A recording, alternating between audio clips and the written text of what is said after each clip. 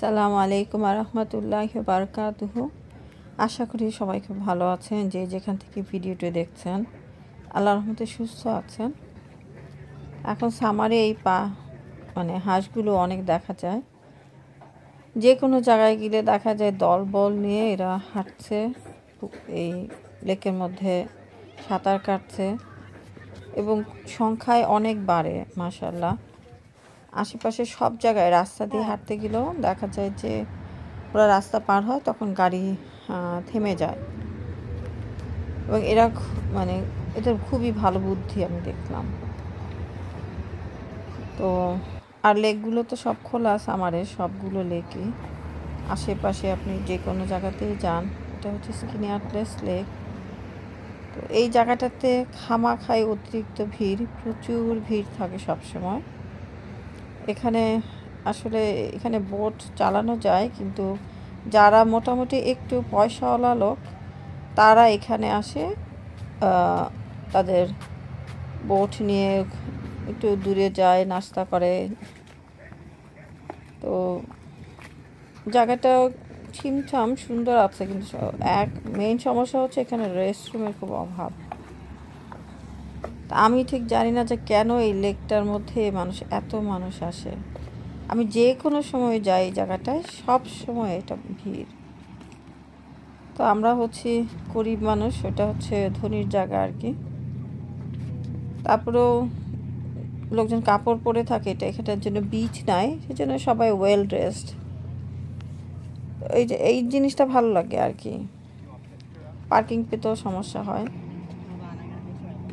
আর এই লেকটা খুবই ক্লিয়ার, এত ক্লিয়ার, একদম নিচে দিয়ে যে মাছগুলো যাচ্ছে সব দেখা যায়, একদম নিচে পর্যন্ত দেখা যায়। এই স্কিনি আটলাস লেকের নিচে একদম স্ট্রেইট বটম দেখা যাচ্ছে। তো এই লেকের পানিটা একটু ফিল্টার করে পানিটা বিভিন্ন জায়গায় সাপ্লাই দেওয়া হয় খাওয়ার জন্য আর কি। আমেরিকায় বিভিন্ন ধরনের জাতি গোষ্ঠী বসবাস করে, তার মধ্যে যেমন আমরা যারা মুসলিম, আমাদের একটা আউটফিট আছে যেটা খুব বেশি রিভিলিং ক্লোথস মুসলিম ওমেনরা পরে না, কাভার থাকে। তো মোটামুটি এটা আপনি যদি কাভার করা থাকে দেখে সবাই বোঝে যে এটা মুসলিম। আবার যারা জিউস কমিউনিটি, তাদের মধ্যে আছে অর্থোডক্স জিউস, হ্যাসিডিক জিউস। এরা হচ্ছে খুবই স্ট্রিক্টলি এরাও মেনটেন করে কাভার করা। মাথা ওইভাবে ওরা কাভার না করলে ওরা একটা স্কার্ফ পরে, মানে কালো বড় বড় বোরকার মতো পরে ঠিক। তো স্টকিংস পরে, আপনি এদের দেখলে লং স্লিভ ড্রেস পরে, দেখলে বোঝা যাবে এরা খুবই মডেস্ট। এবং ছোটো ছোটো বাচ্চারা এরকম ড্রেস পরে আর কি। আবার যারা ধরুন ক্রিশ্চিয়ান আছে, যারা আসলে একটু এল্ডারলি পিপল আর কি, তারাও কিন্তু অনেক লং স্কার্টগুলো পরে এবং খুব বেশি ওপেন ক্লোদিং পরে না। এখনকার জেনারেশন বা ধরেন যারা 35 এরকম আছে ক্রিশ্চিয়ান, ওরা হয়তো বা আরও কম বয়সের, তারা একটু রিভিলিং ক্লোথস পরে আর কি। তো মুসলিম, ক্রিশ্চিয়ান আর জিউস, এই 3 গ্রুপের মধ্যে কিন্তু এই মিল আছে বেশ।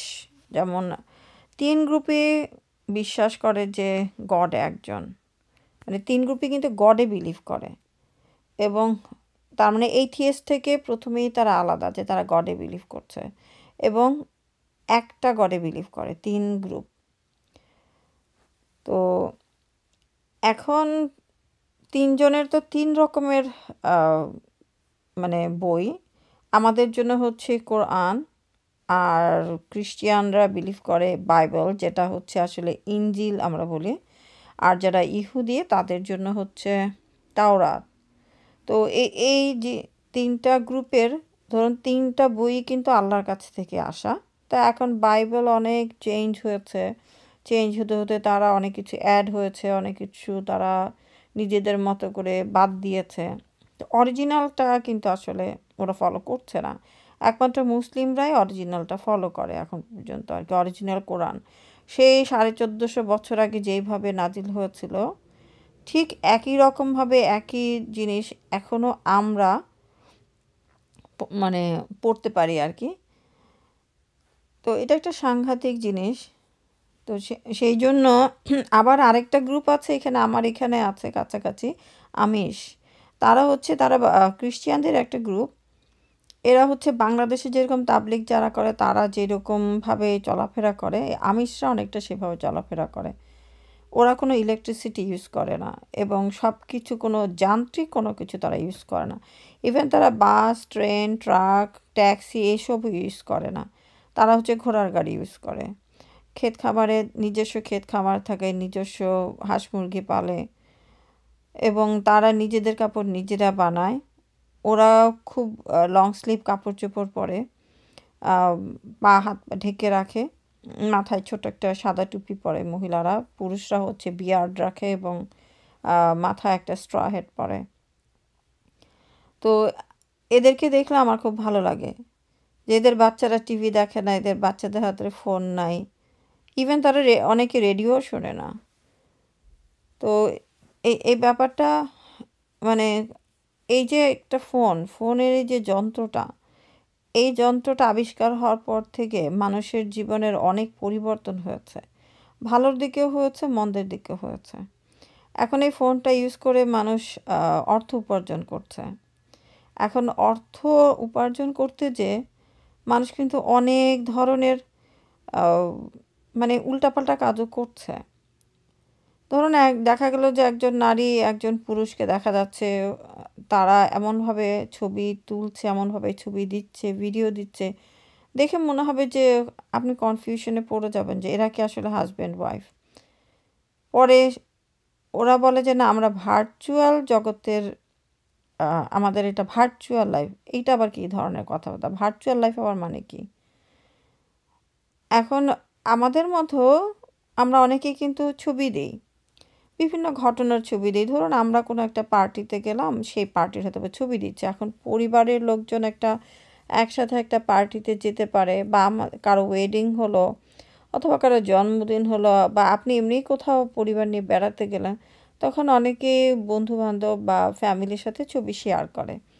সেই ছবিগুলো দেখে আপনি বুঝতে পারেন যে না, এনারা হাজব্যান্ড ওয়াইফ, এগুলো তাদের ছেলে মেয়ে বা এরা নাতি নাতনি, অথবা এরা একসাথে চলাফেরা করে বন্ধু বান্ধব। এই পার্কটাতে হচ্ছে 3টা বাচ্চা ছেলে তারা মাছ ধরছিল, দেখলাম। এটা অডিস্কো লেক পার্ক। তো এত সুন্দর জায়গাটা, আমি এর আগে কখনো এই পার্কটাতে আসিনি, এটা কাছাকাছি। তো কোনো লোকজন নাই এখানে, বসে থাকতে পারলে ভালো লাগতো। তো যেভাবেই হোক মুসা মোটেও যেতে চায়নি, সে তার ভাই এসেছিলো একদিনের জন্য। ভাই চলে যাওয়াতে তার মেজাজ খুবই খারাপ, সে কিছুতেই যাবে না। অনেক কষ্টে আমি ওকে বের করেছিলাম যে একটু হাঁটাহাঁটি করো, দৌড়াদৌড়ি করো, ভালো লাগবে। আর আমার নিজের যেহেতু সমস্যা যাচ্ছে, আমার মামা মারা গেল জুনের 26 তারিখে। আবার 3-4 দিন আগে আমার ছোট খালা মারা গেলেন। তা আমি আসলে এতখানি আপসেট ছিলাম, এখনও আছি। ছোট বাচ্চা তো আসলে বোঝে না। সে আমাকে আজকে জিজ্ঞেস করছে যে ডিড এনিবডি ডাই অ্যাগেন? আমি বলছি যে না বাবা। মানে সে দেখতে পাচ্ছে তার মা খুব আপসেট, এবং আমি ওকে বলি যে তুমি আজকে আমার সাথে এখন কথা বলো না, বিরক্ত করো না, কারণ আমার এরকম অ্যান্ট ডাই করেছে, আমি ভীষণ আপসেট। তো কষ্ট হচ্ছিল আসলে। এখন কষ্ট হলো বাচ্চাটার জন্য, অনেক সময় আমাকে বাইরে নিয়ে যেতে হয়। আমার বড় ছেলেটা এসেছিল, ও শিকাগোতে ইন্টার্নশিপ করছে। তো সেই আসার পরে ও রাত্রেবেলা আসলো শুক্রবার দিন, আর শনিবার দিন সকালে আমি খবর পেলাম যে আমার ছোটো খালা মারা গিয়েছেন বাংলাদেশে। তো একটু অসুস্থ ছিল। শনিবার দিন সকালের ফ্লাইটে, আর্লি মর্নিংয়ে 6:20-এর ফ্লাইটে সে আবার চলে গিয়েছে। তো আমি ওকেও সময় দিতে পারিনি আসলে। তো এরকম হয় বাচ্চাদেরকে, মানে এই দেশের বাচ্চারা যদি বাংলাদেশের কোনো আত্মীয় স্বজনকে না মানে ওইভাবে না চেনে, তাহলে ওরা জিনিসটা বোঝে না, খুব স্বাভাবিক। আর প্রবাসে থাকার যন্ত্রণা যেটা, সেটা হচ্ছে যে আপনি যে আপনার আপনজন দেশে কেউ মারা যাবে, আপনি সেটা আপনাকে একা ভোগ করতে হবে, একাই পেইনটা আপনাকে মানে অ্যাকসেপ্ট করতে হবে যে হ্যাঁ, কেউ থাকবে না পাশে। তো মামা মারা যাওয়ার পর আমি তো গিয়েছিলাম, মামাকে কাছে থেকে দেখেছি, কান্নাকাটি করার সুযোগ পেয়েছি। আরও অনেকেই ছিল, মামাতো ভাইরা ছিল, মামি ছিলেন, 2 মামি। তো সে খালাতো বোন এসেছিল, তো সব কিছু, খালাতো বোনের মেয়ে এসেছিল, অনেকগুলো মামাতো ভাই বোন তাদের ফ্যামিলিরা এসেছিল। তো সেখানে আসলে আমার নিজের কষ্টটা শেয়ার করার মানুষ ছিল। এরপরেও আমার মামাতো ভাই আমার বাসায় এসেছিল আমার মেজো মামিকে নিয়ে।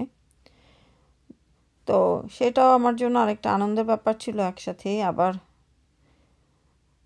আবার সেটা আমি ওই যেভাবে যত্ন করার ওভাবে করতে পারিনি। তো নিজের মানুষগুলো কাছে থাকলে তখন না আপনি শোকটা শেয়ার করতে পারবেন, আপনার ভালো লাগবে। কষ্ট হয়, বুকের মধ্যে কেমন চাপা চাপা কষ্ট হয় আসলে। আমার ছোট খালা খুব ভালো মানুষ ছিলেন, আমার খুব পছন্দের একজন মানুষ।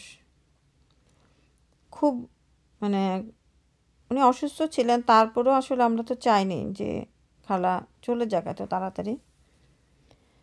আমার আম্মা ছোট, আমার আম্মা হঠাৎ করে তার ছোট 2টা ভাই বোনকে অল্প সময়ের মধ্যে হারিয়ে ফেললেন। আম্মা খুব কষ্টে আছেন আসলে।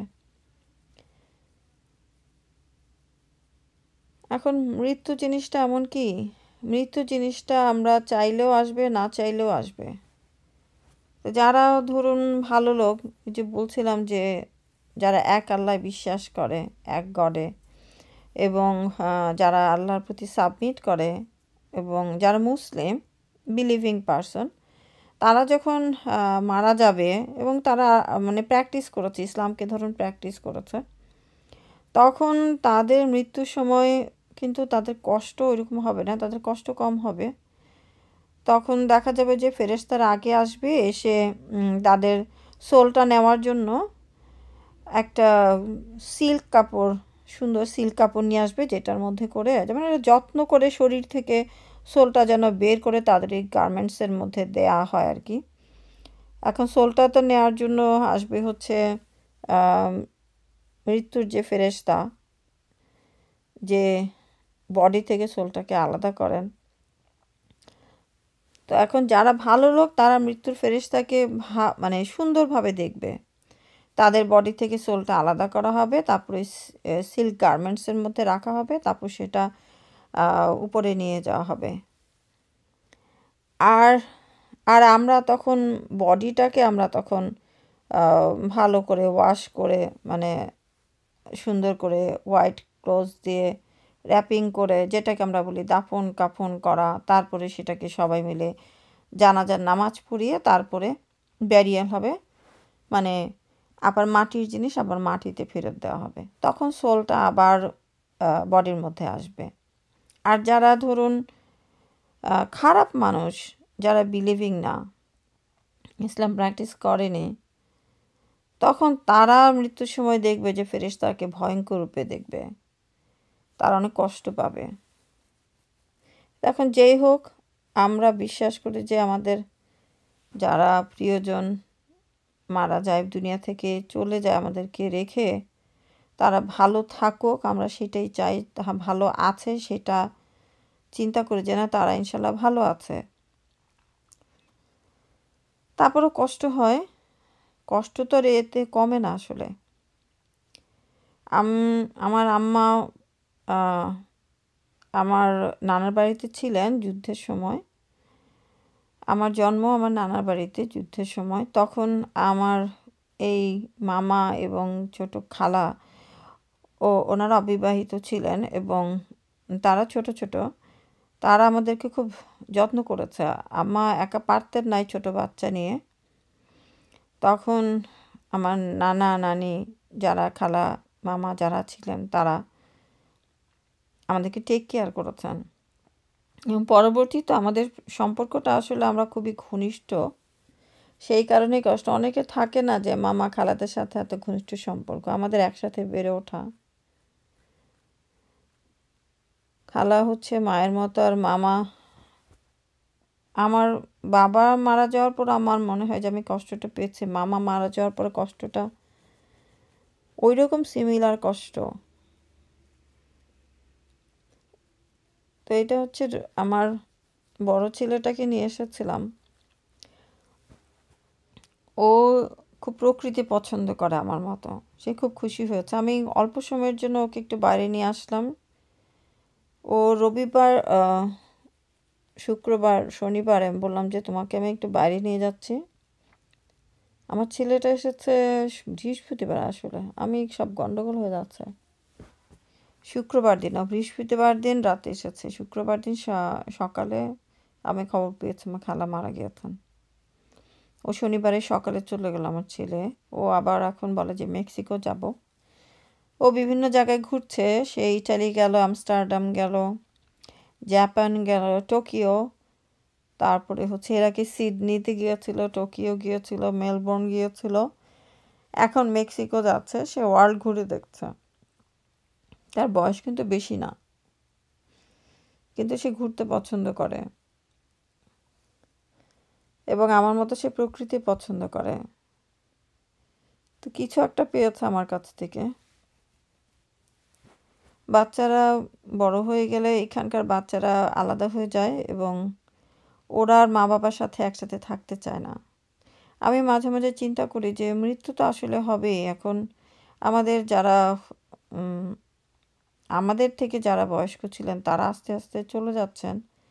এখন পরবর্তীতে কখন আমাদের টাইম চলে আসে সেটা জানা নাই। কোথায় হবে মৃত্যু সেটাও জানা নাই, কখন হবে তাও জানা নাই, কিভাবে হবে তাও জানা নাই। কি অদ্ভুত একটা ব্যাপার। যারা এইথিস্ট, যারা ধরেন কোনো ধরনের গডে বিলিভ করে না, তারাও কিন্তু মৃত্যুতে বিশ্বাস করে।